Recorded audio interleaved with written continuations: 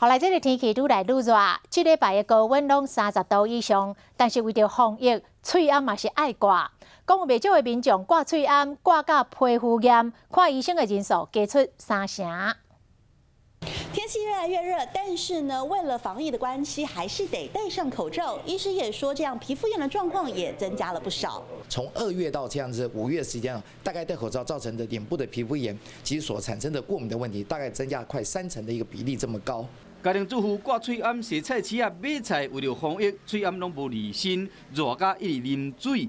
因为天气是愈来愈热，好袂少的乡亲皮肤拢翕甲有毛病。 我们的青春痘更严重，本来是粉刺、红肿、热痛现象就容易形成。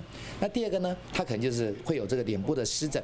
热天已经到啊，日头真炎，今日各地高温拢有可能到30度以上，中南部较晏山区的平地有可能到36度。拜三方面的统计，一落雨，气温会小可下降。不过这礼拜天气依然是高温湿热，是讲出门的时喙暗嘛是爱挂。医生建议讲，你若挂喙暗的时，若无化妆，面较泛红的人，会使去便所。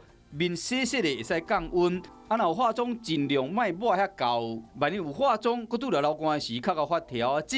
除了定时换喙暗以外，嘛爱清洁皮肤，安尼才有法度减少皮肤的问题。